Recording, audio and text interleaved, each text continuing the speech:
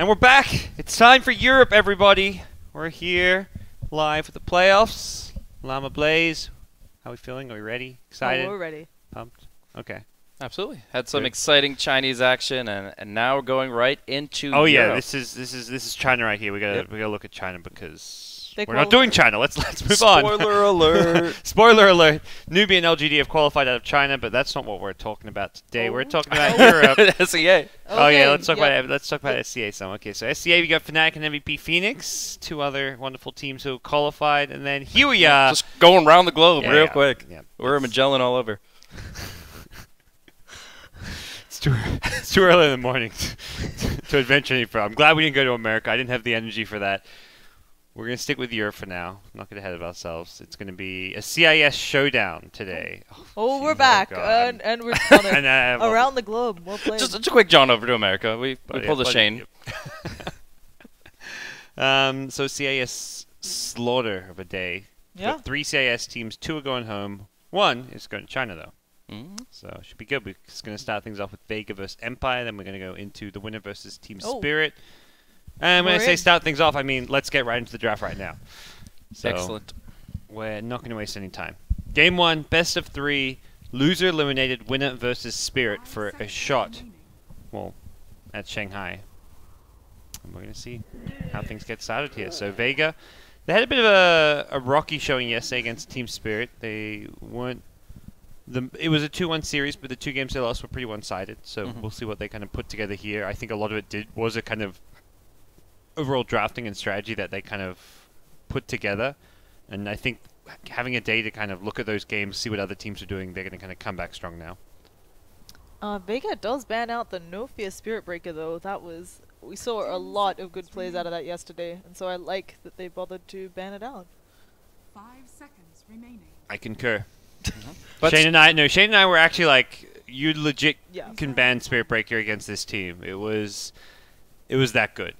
That was the one game where Empire just won off of the Spirit Breaker. So I'm not at all surprised to see this. I think it was a key hero in Empire's 1 win over Liquid. They actually took a game off Liquid, something that Spirit could not even do in the best of 3 yesterday. But for Empire, unfortunately, they're still in the lower bracket. They've still got to win 2 series today to make it to the major. on the other hand, we do have the solo Chen banned out by Team Empire. So Vega Squadron going to have to go for another route to the racks. They're going to go for the push strat of Death Prophet, Vengeful Spirit. The great thing about this opener is that you're not just push emphasizing. You can still take objectives really well, but if you have to fight, you have a great means to do so. Wave of Terror, Exorcism, going to be putting out a lot of pain, and it's going to put a lot of pressure on the Oracle because of just how much damage is coming out so quickly. We saw last time, though, that Aloha was very good on the Oracle, and I also wonder how you're going to manage that. Death Prophet, very overwhelming. We've seen her get very low, managing to either get herself up used, get off that Soul Siphon. Seems to keep her alive forever. You need some serious burst damage against this hero, and I think that's what Empire are going to be kind of keeping in mind as they draft and they put in an Invoker, Resolution Classic, and that's something which can bring a lot of burst damage to the table if you go the Exalt build. And even the Quaswex, the control you get can sometimes be pretty good and offer you a lot of lane control and dominance as well. So I like the pick, and a bit surprised I didn't get maybe snagged earlier in the draft, if anything. But Empire wanting to secure the laning support in the Oracle first. Do you think we'll see the Enchantress ban out again? We did end up getting it yesterday.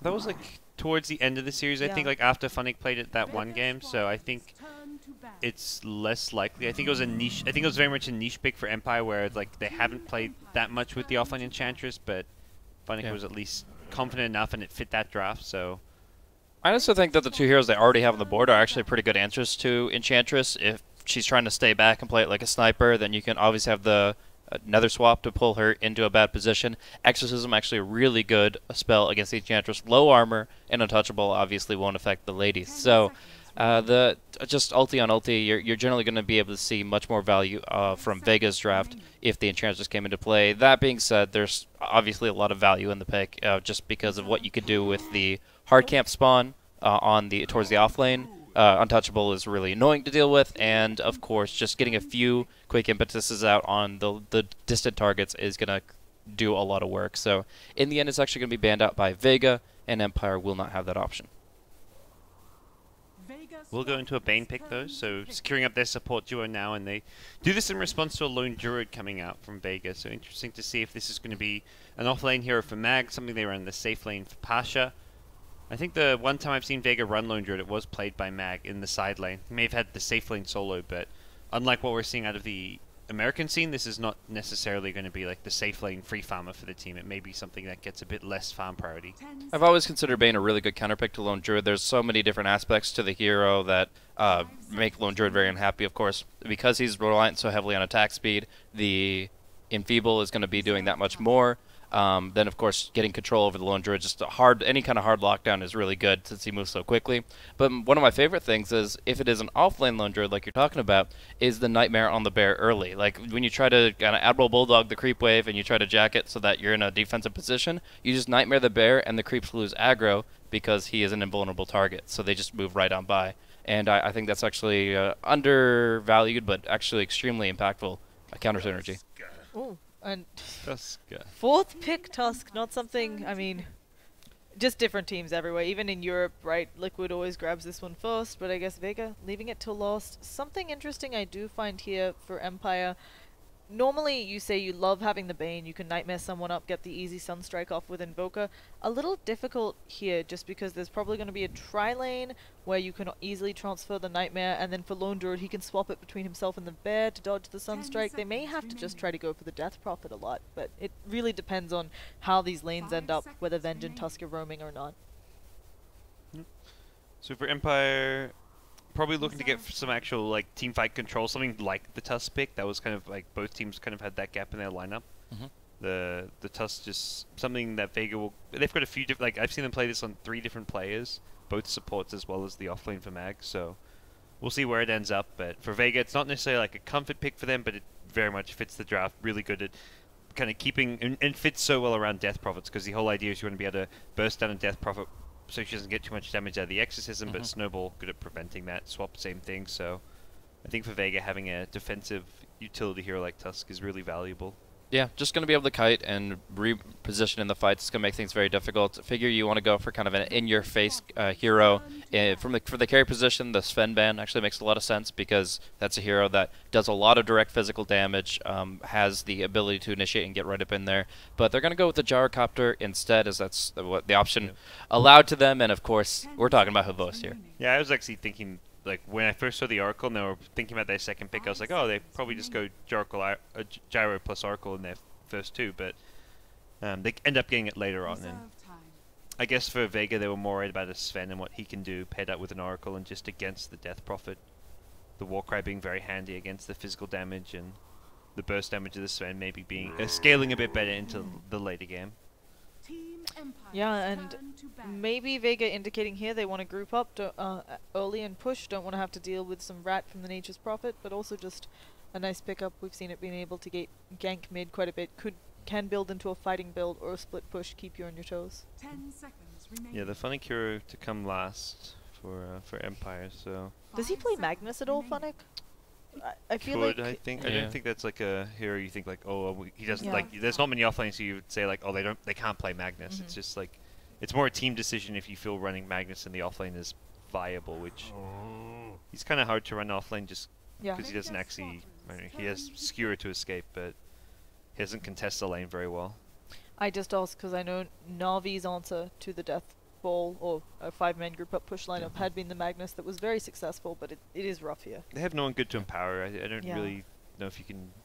It's harder to just an offlane Magnus, especially. You're gonna get low farm. You almost always want to see like a good empower target with an offlane Magnus, because you're going to be under-leveled. What are you kind of picking the hero for outside of an RP when you're not going to have a Blink Dagger till 20 minutes maybe, so. Yeah.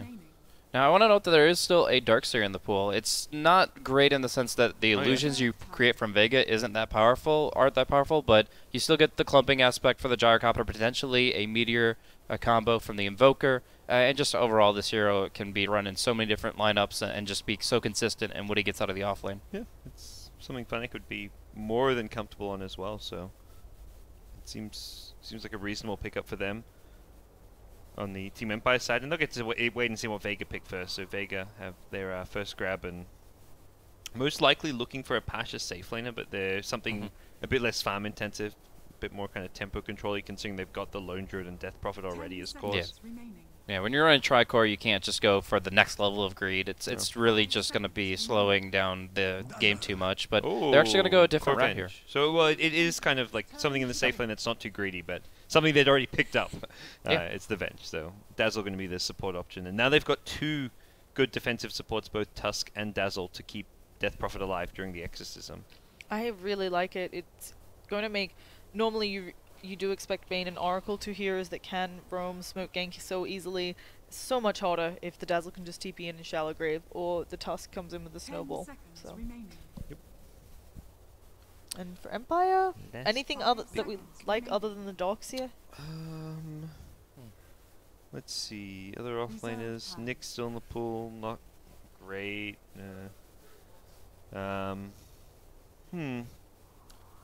Nothing stands out. I don't think Darkseid is necessarily amazing, but I think it's like Blaze said, it just fits with any draft. There's some synergy with the gyrocopter call down. They go for it. Will be Darkseid. Okay. Yeah. I mean, just a mechanism. This game is going to be really important, I would say, on the side of Empire. So picking that up, so the Oracle doesn't have to just go the long haul for such a key item, is going to be important. Yeah, I think that just the natural mech carrying aspect of the Darkseid is one huge reason why you want it. Sure, if Dazzle's running on the safe lane, he's able to Shadow Wave to kind of counterbalance the creep wave against the Ion Shell, but overall, I think that this is just going to be a pretty strong pick that will help them a ton in the mid game. And yeah, you want to be able to pursue these fast targets. So if you can like surge the gyrocopter and get him right into the mix of things with Oracle's heals to back him up, yeah, it should be a pretty good position for Team Empire going into the mid game. I'm curious to see if Vega even consider going aggressive. You've got Dazzle, Tusk, Venge, the synergy between Snowball into a Shadow Wave with the burst heal damage, and then you've got the stun as well from the Vengeful Spirit. There's a very strong synergy between these three heroes if you do want to go aggressive. And I say that even against Gyrocopter, it's maybe a bit too risky and unnecessary for them. And similarly, I don't think Lone Druid necessarily crushes Darkseid 1v1. It's a bit of like a even-ish matchup, so... Casper's finishing that Hearthstone game, by the way. Oh, yeah. All right. He'll, All right, he's almost there. Oh, all right, yeah, he's done. I wonder if he won, you know? It's Maybe we'll see. Can we tell by the observing yet? We'll see how much he goes on tilt later with the observing. Exactly. We'll know. If kills are missed, I'm pretty sure he lost. So there was a Sunstrike Scout immediately off the bat from the Invoker, but we're still going to be seeing some movement here on bottom lane. The quick smoke into the jungle. Tusk, of course, being the main perpetrator for a First Blood under these circumstances. So moving in, they're going to take the northern path, and they should find somebody here. Oracle and Gyrocopter both are in range. They should know this on Empire. Really standard stuff coming out, right, when you have the Tusk, the 5-man rotations. Yeah. It is, but it's a lot harder to prevent this when you're Radiant side. I remember Ben talking about this when we saw it yesterday, and it was a Radiant side with Tusk trying to do this to the Dire Jungle, but it's a lot easier to scout.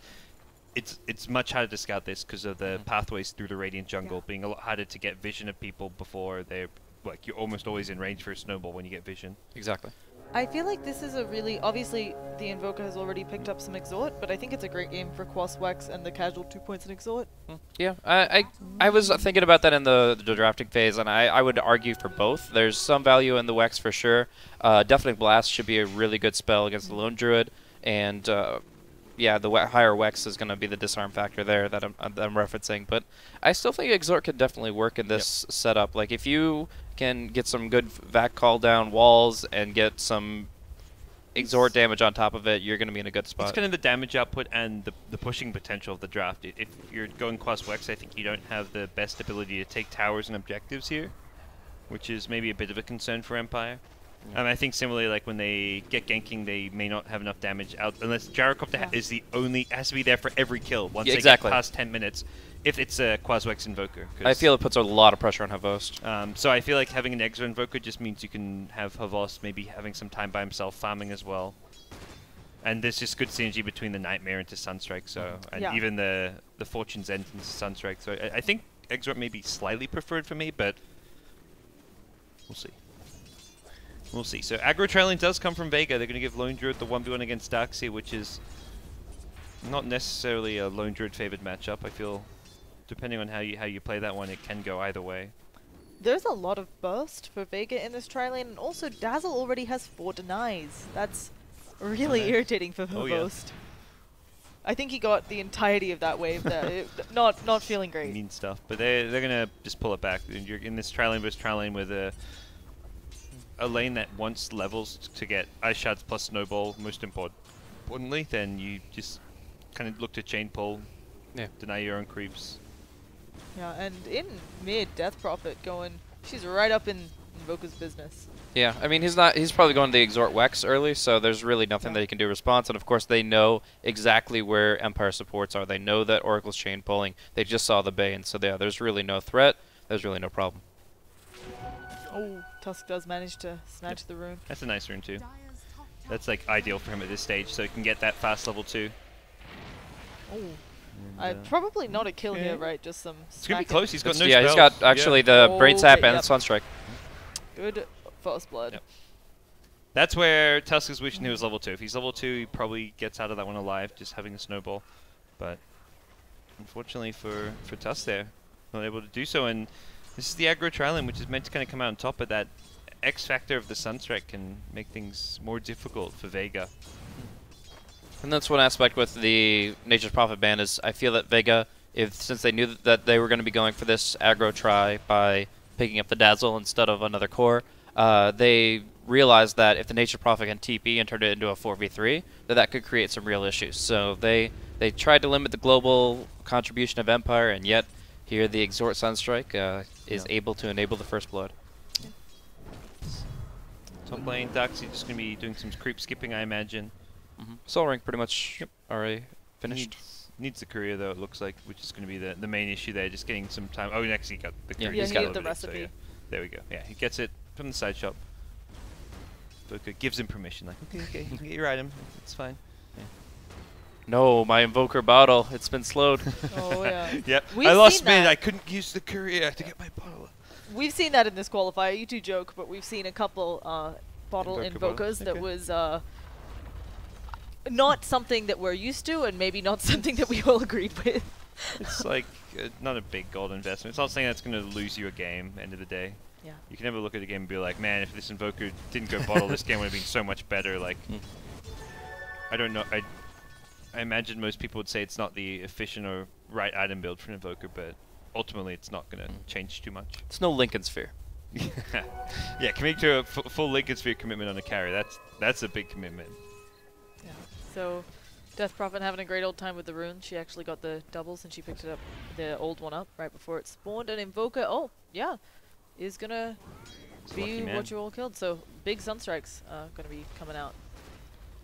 And Sunstrike's early on, because a lot of mana. Oh, Lot of well mana. played. Yeah, Free might as well throw Sunstrike, one right throw now. it. Yeah, Yeah. throw it somewhere. Gotta Get do it. support. No, Quick, no, it's hit the too range late, it's too creep. late. The value is lost. That's like a free CS somewhere on the map if you want to use it. You Or could have just- just taken the camp from Funnick, right? Just, hey, I need Sure. it. Anything. But so top lane, Darkseal and Druid, pretty much even on CS. And Darkseal's, yeah, they are even on CS. If anything, I think Lone Druid's slightly better because some of Darkseal's is that small camp, but they're going to remain dead even. Darkseal will creep skip while taking some neutrals here and there, and nothing Darkseal can really do to get aggressive without a rotation from someone, which is which is maybe a consideration for Empire. Darkseal will have a lot of kill potential with a +1 there with a Sunstrike. So all it takes is one Bane in the top lane, Nightmare, Sunstrike, and you've got a kill. Yeah, and it's really nice because Darkseer will have an early mech, which should help. I'm not sure when Vega's planning on grouping up and pushing. They might not even, depending on how the game goes exactly, if no one can find some space just to solo push towers. But obviously, when the team fight comes, early mech is fantastic. And short term, that's like the much scarier of the two. You look at the Darkseer versus Lone Druid, like who does this benefit more? These two trading free farm, and it's like, well, for the first 15 minutes of the game, it benefits Team Empire. After that, when Lone Druid gets that really good timing on his relic and stuff, or if they don't gank him, then it starts to benefit the Lone Druid. So for now, it's fine for Empire that they're giving this Lone Druid free farm, even though he's top of the net worth. Yeah, it's not often that we see kind of the offlaners just chilling right up there at the top, doing super well. Alright. Is this League of Legends? Like, come on, guys, get involved. So come gank jungle or whatever they say there. They have dedicated Gank the junglers, I bush. believe. Ward the in that. bush. Ward the Oh, bush. Nightmare on the magic missile. So we're going to see the Oracle get some distance, but still the snowball will come through, and the Crypt Swarm will finish him off while sapping away at the Bane and finishing him off with just one more Crypt Swarm. Darkseid died? He got solo killed? It looks like Root was in full effect Lone in that Druid's top still lane. healthy though. He didn't even come close to killing Lone Yeah, Druid. he's got face boots on the Lone Druid, so he can keep his Yep. distance while still doing He RNG'd massive him. damage. Must have RNG'd him. So a number of pretty bad losses for Empire. That tri-lane is not going so well for them. Yeah, the DP rotation just kind of catching them off there. They don't have a good response to rotations. Invoker's a hero who's just going to sit mid, throw Sunstrikes. He can't help out lanes. He can't pick up a TP. Same thing for Darkseid to some extent, I want to say. I mean, Darkseid probably more so can TP and rotate in, but it's not really any guaranteed kill or turnaround when he TPs in. It's not like he's got like a Queen of Pain who has a Sonic Wave or some kind of Blink Initiator or anything, so... Yeah. Also, the only ward that they... Oh, as the wall gets expended, they go ahead and search the Darkseid away. He should be fine. But the only ward in play right now for the Radiant is actually a lane ward down bottom that couldn't have possibly scouted the Death Prophet. So she makes a rotation. She actually Arcane runes the Exorcism for efficiency and is able to take that tier 1 tower. Oh, but here comes a bit of a hold. They're nope, not even attacking her. So they had no interest, it seems like, in killing no one. I think just a bit of harass, trying to get the lane back in Invoker's favor since the Death Prophet just got a couple kills. I mean, this game for Vega is try and get scary runes on Death Prophet and then get ganks off it. If you get Invis, Haste, Arcane Rune's pretty good. Like, that's going to be what leads Vega into getting kills and towers early on. And outside of that, they're pretty happy just that they're winning the majority, or pretty much all the lanes right now. They keep leaving runes. Death Prophet, I don't know if I've seen this before in a game. I'm not sure if it's the rune control, but this is the second time she's gone for a rune at like the 52-minute mark, getting the old rune that was left there. She didn't stay because she saw the Invoker rotate off the lane, but I didn't know that was a thing. I think she wanted the real rune. Well, I guess he didn't quite, maybe slight brain fat, but getting the real rune is, for a mid-hero like Death Prophet, really important this game. So, and yeah, it's just going to be pretty slow. They've actually rotated Venge up top after the tower was taken. Obviously, maybe if you get pushed up in that lane, you're a bit too far away from your tier 1. Once you've taken that tier 1 tower bottom, like the Venge doesn't really offer too much in terms of the pressure because the Jar can always pull the wave back as far as he needs to and play it as safe as he needs to. Maybe you can try to really force the issue and get one more gank out of that, but generally speaking, once that tower is done, you want to just rotate for farm mode for a little bit. This Jar needs to be very careful with how he plays this bottom lane. Lone Druid now down here, and all it takes is Phase Boots and Tangle and like another hero rotating in, and he's going down as well. For Empire, it's kind of... They're going to just go into kind of passive mode right now. They need to get the Midas on Invoker, get some more levels. Even when they hit that Darkseid mech timing, I don't think... It's like the Darkseid mech, the Gyro ready with a cold, and then they can try and go for some smoke ganks, like around like a Bane initiation, but it's still not the most reliable of initiations.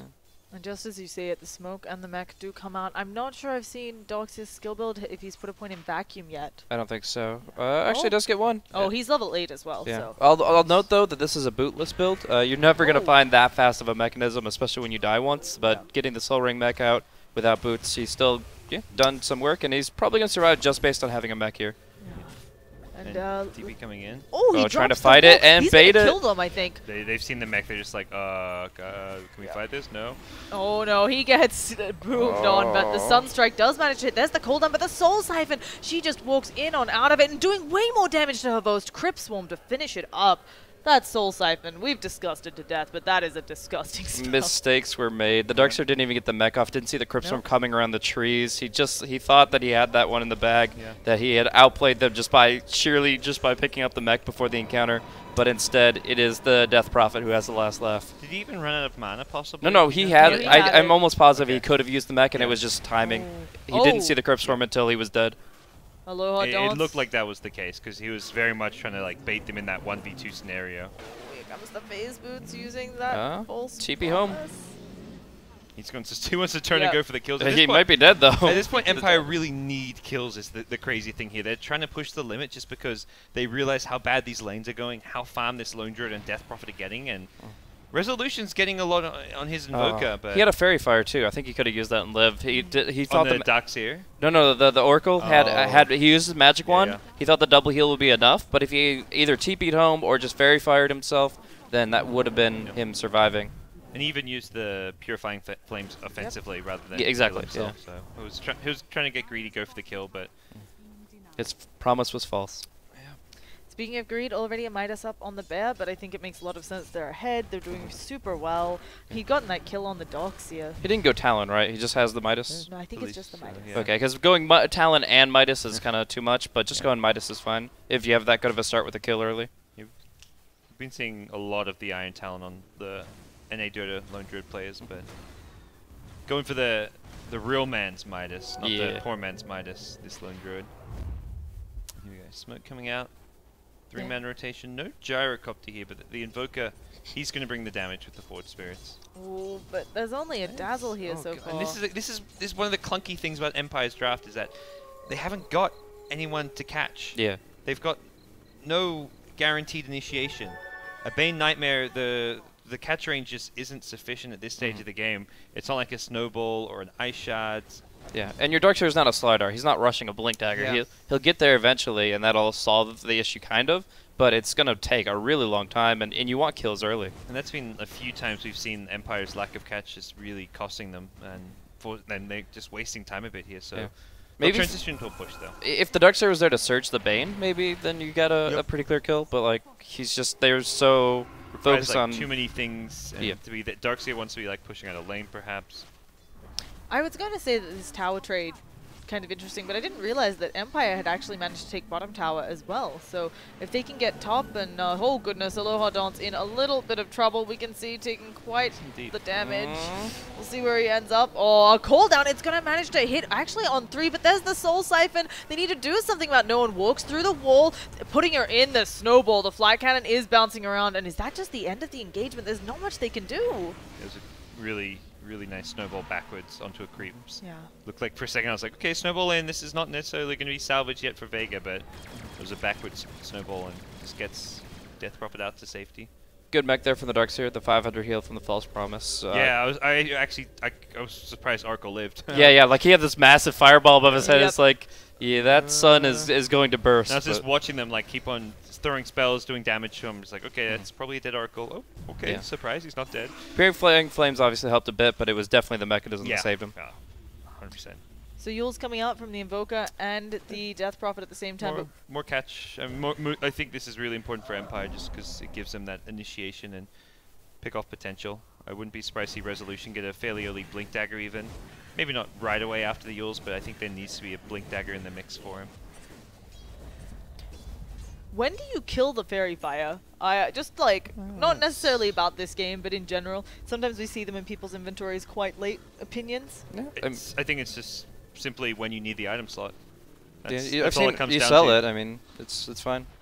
Like, Well, you wouldn't just eat it for the pretty green effect? If you're at a shop and you can sell it, go for it.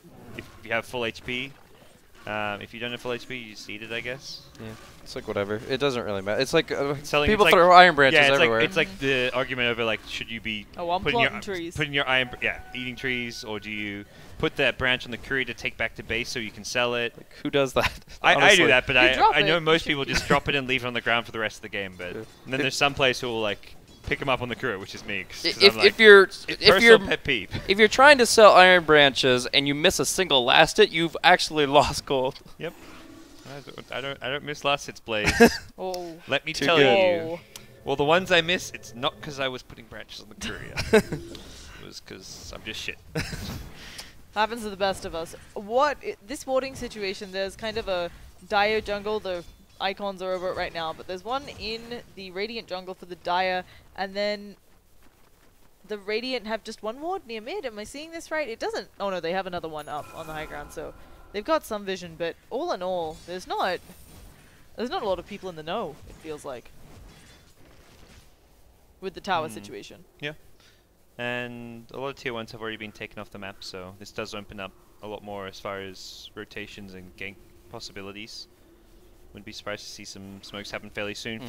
For Vega, if they ever can kind of get Empire on the top side of the map or find a pick-off, they can take Roche very fast this game as well with Venge plus Lone Druid plus Exorcism if they really want to commit it. And I think using Exorcism for a Roche is totally fine for their draft.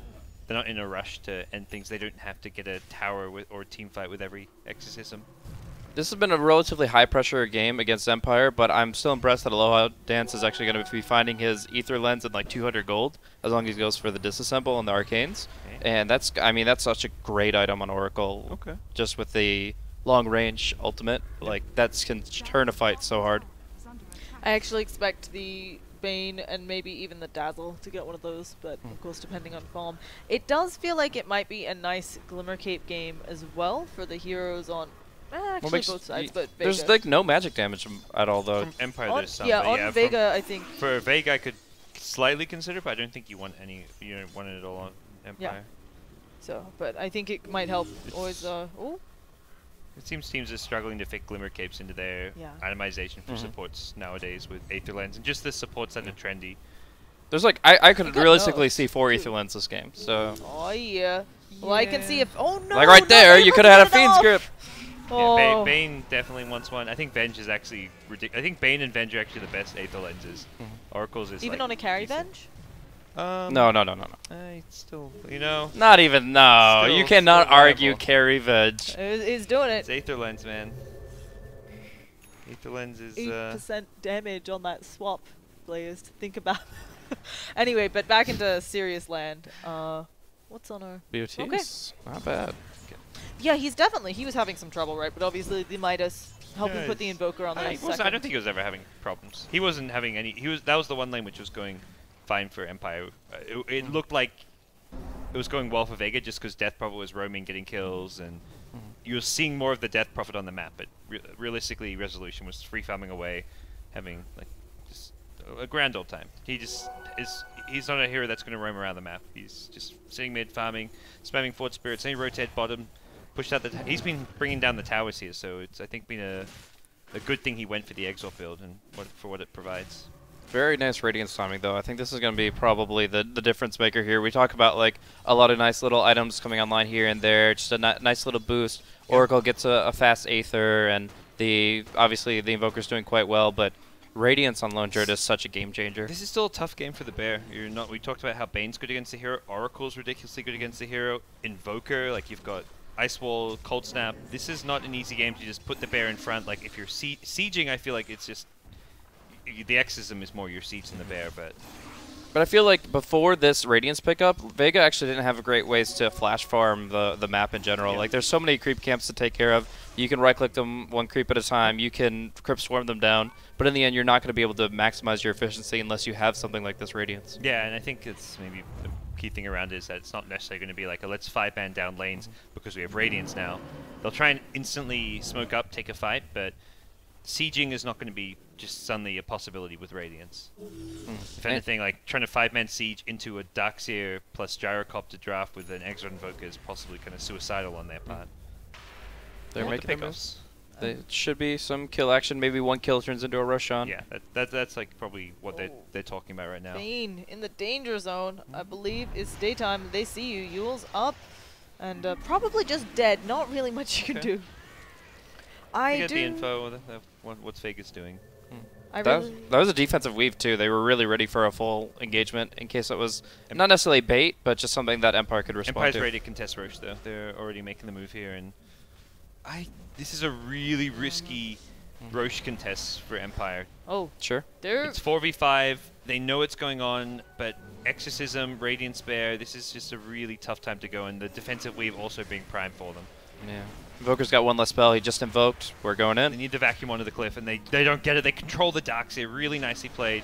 The Snowball War is punchy. He's going to get swapped back in. The cooldown is on point. The vacuum wall as well. Gyrocopter just running in, doing rocket barrage damage now as well. And Vega taking heavy damage, but only losing the Venge so far. They'll also lose the Lone Druid now with that. Fight starting to swing a bit better for Team Empire, but okay. Venge. still not quite enough for them as Death Prophet just stayed alive. And even without an Exorcism, Death Prophet's still very strong at this stage of the game. Venge just almost lost them that. She swapped the Darkseer into them, allowing the vacuum setup. I don't think he would have gotten that. I think you could still get the. It's not the exact same vacuum. It'll be slightly further west, but I still think it's a large enough radius to get it. The swap actually seemed decent. The problem is the false promise. You're not going to be able to kill the Darkseer before he gets the spells off. And now he has Guardian Greaves too, so even if you get Yeah, it he low, healed he's and double he was regenning. he was still alive by the end of it. And he was doing like Iron Shield. He killed the Lone Druid Yeah. in the Roche pit. Exactly. I was like, whoa.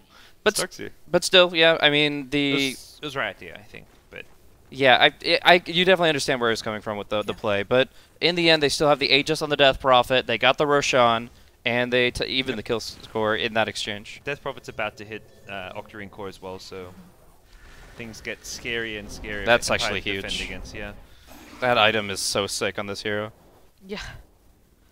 And Sanjin Yasha for Havos, so the Radiance Bear is actually going to be providing a lot of mischance against him. Yep. It's actually, Gyrocopter is one of the worst heroes to have mischance. Like, Brewmaster, I would consider a hard counter to Gyro until BKB comes out, just because of how bad Flat Cannon is against mischance. If you miss the first shot, you don't trigger Flat Cannon, and even if you do, each Flat Cannon shot can miss. So a secondary target is much more unlikely to connect with this even small mischance from the Radiance Bear.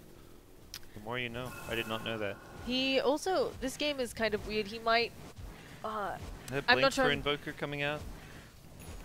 I'm not Probably sure Blink. about a Yeah, BKB for Gyro here, just because. as Well, he's you got to said, get after the needs- SNY. Well, I he mean, needs the MKB, but then what are you BKBing? yeah, just go MKB. You're right. Just go There's MKB. so much physical, but Like Helm of the Dominator before MKB Yeah. possibly, Yeah, but some semi HP, then you go Yeah. MKB straight. the stop off for the drums it really kind of set him back Yeah. a bit, I think, this game. But they wanted to fight early, and I think he realized, like we kind of talked about how there was gonna be pressure on Havos this game to force fights. More so if they went for Quas Wex, but even with the Exort build, it's still very much a farm-centric Invoker. So this game has been a really tough one for Havos to play, just because of the nature of this draft. When you've got a greedy mid and offlaner who both need lots of farm and levels, and I think as a result, Havos went Base very base team-oriented. race? yeah, we just 23-minute base race? Okay, Alacrity Invoker is going to push pretty fast, even without the Necrobook. That's some good damage. And Death Prophet's TPing home. Yeah, they're gonna flinch. I mean, like, if you commit the Exorcism to the tier 3 top on Radiant side, it gets very didn't, awkward though. very quickly.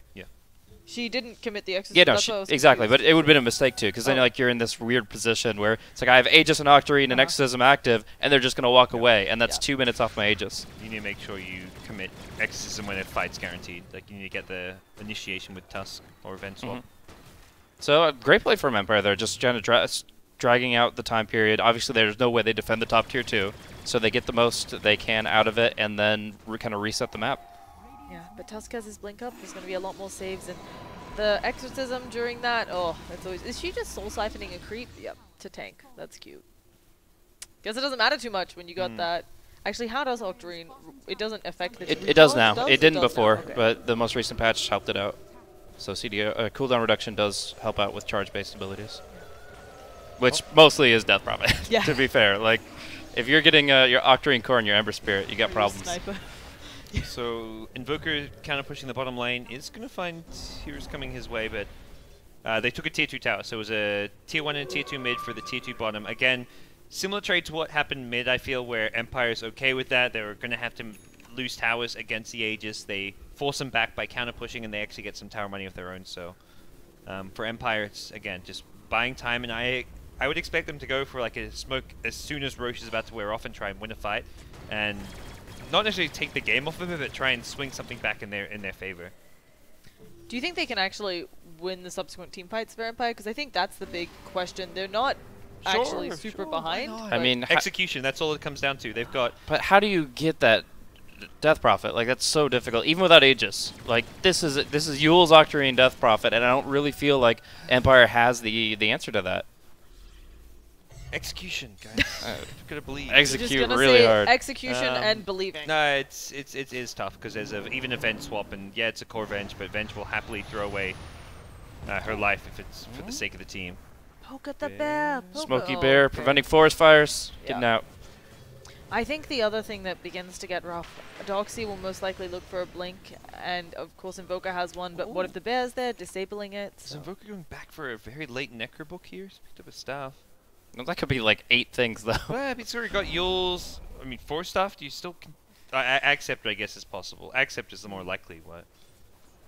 I would have expected possibly an Axe next, but normally you just don't see a Staff of Wizardry as the first item pick up there.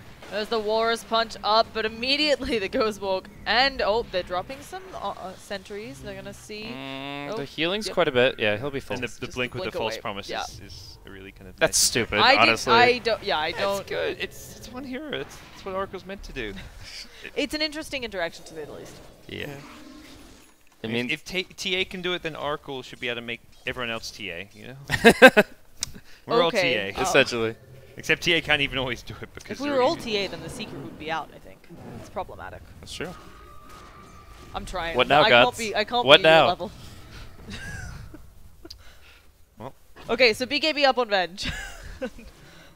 That's about it. What she's actually having a bit of trouble. Obviously, Flat Cannon makes it a Yeah. bit easier for you to farm, but she did go Helm of the Dominator, so I was expecting. And more. I've kind of been like looking more at Havos as far as like how he's not doing too well. But yeah, the Venge is the one who's really suffered more than any of the core heroes this game. But does it matter? Like you have No, you have but- such a great fallback core in the Lone Druid and the Death But Prophet. can we not say the same to some extent? I mean, you don't have a carry in the Darkseer, but it's still a hero that can make use with a lot of farm. So I feel like, and Gyrocopter isn't actually as far behind as Venge. So I think the same can apply a little bit to the Gyrocopter, where he's still in like an okay position. Yeah. I can agree with that to an extent. Eventually, the Darkseer kind of peaks. Like he definitely, the Lone Druid will go Yeah. further than the Darkseer in the long run.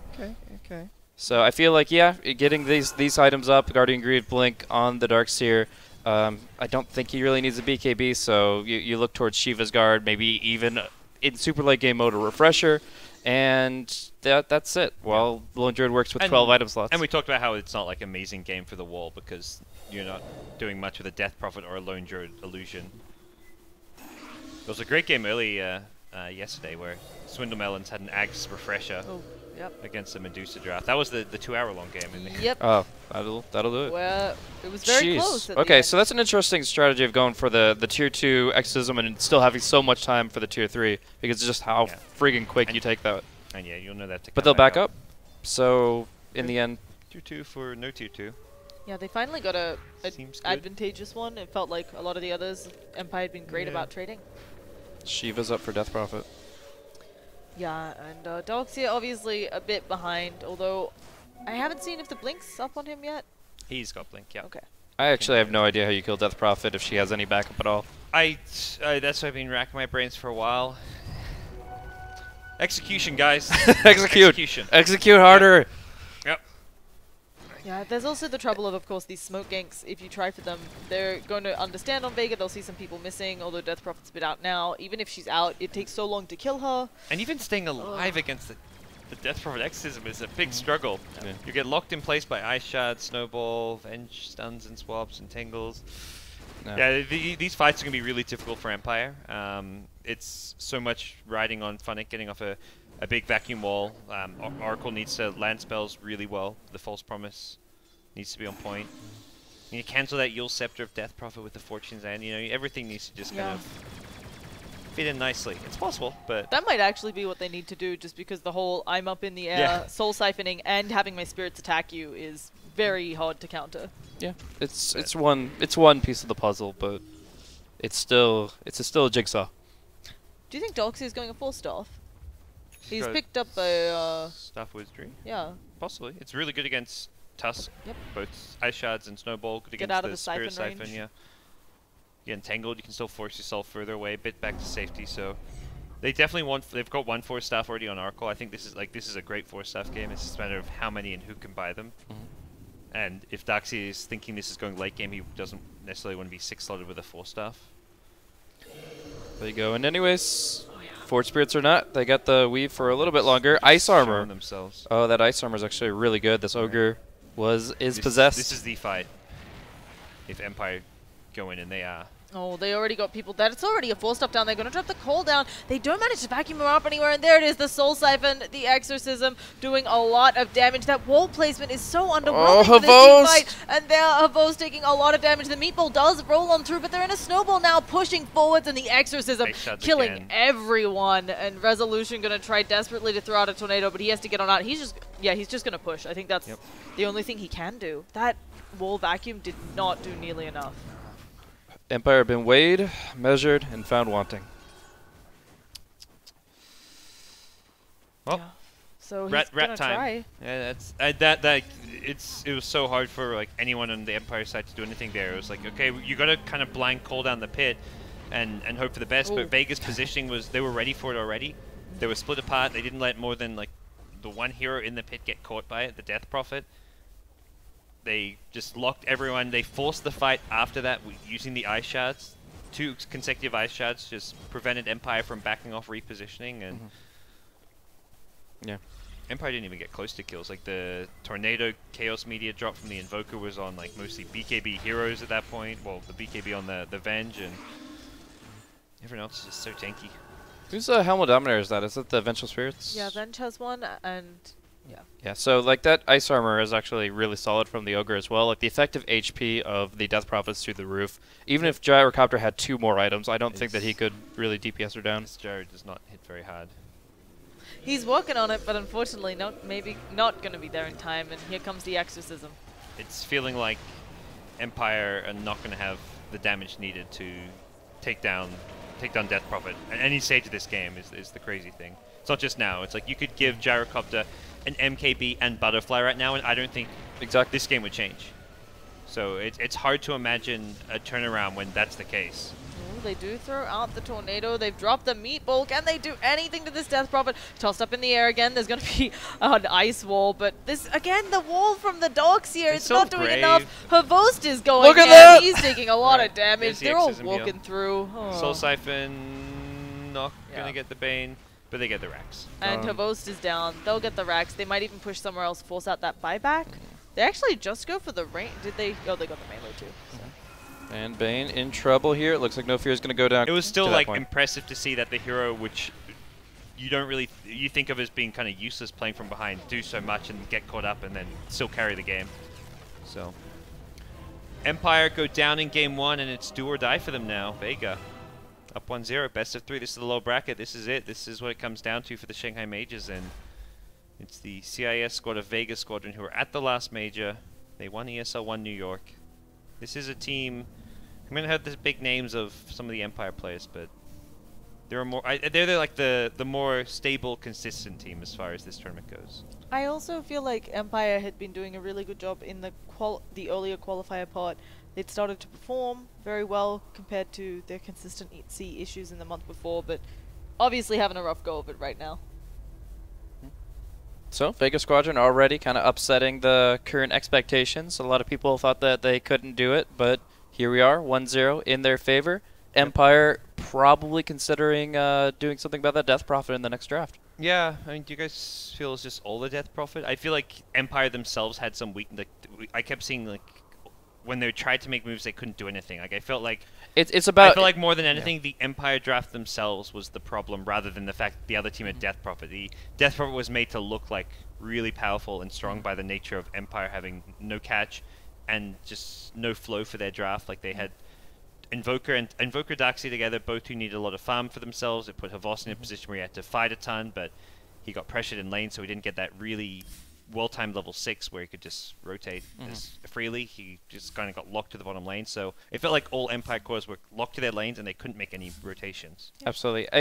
We talked about halfway through the draft, but it really looked like they were lacking the kind of gap closer that could initiate the fight, start things off. You look for an Earth Spirit, a Tusk, a Clockwork, something that just makes things happen with relatively low farm. That's the important thing, is we can't expect like Blink Daggers to come out from a mech carrier by like the 15-20 minute mark. You have to find a way to actually start those fights off early on. And they had the 9-minute mech, but it didn't really lead to any good fights for them. So I mean, the supports, there was no way they could rotate. We saw a number of smoke ganks that didn't connect, partly just based on Vega having their number and when it was coming, but also the Bane Oracle just ended up being a bit underwhelming against that lineup. Support duo, I think, I don't know, I'm trying to think if there's been other games where I've seen it and it's worked, like, being, like, really successful. Maybe if there was, like, a Clockwork or some other hero that could be the initiator, but, like, we're seeing teams when they pick Oracle get, like, a secondary support in, like, a Tusk or something, so they have a hero with more reliable catch who can roam a bit better, but I don't know, I kind of have to probably look more at the game data as a whole to kind of see if that's, like, a legitimate support duo weakness. I would have to say that trio is really good at a 3v1 matchup. If you have an offlaner that's even slightly vulnerable, Nightmare into the Fortunes and Gyrocopter, like that's automatic kill. And if it was a lone druid going solo in the offlane, then that would have been the perfect pickup. But obviously we saw the contest, 3v3, a little shaky, and the 1v1 matchup just went very lone druid very quick. Okay. Well, guys, that does it. Game 1 goes the way of Team Vega Squadron. They're going to be looking to take the 2-0, make it to the final deciding match against Team Spirit. But we're going to take a break, come back, see if Empire can force a Game 3, or if they're going to be going home. Don't go anywhere. You're watching Beyond the Summit. We're broadcasting the Shanghai Majors European qualifiers. We'll be right back.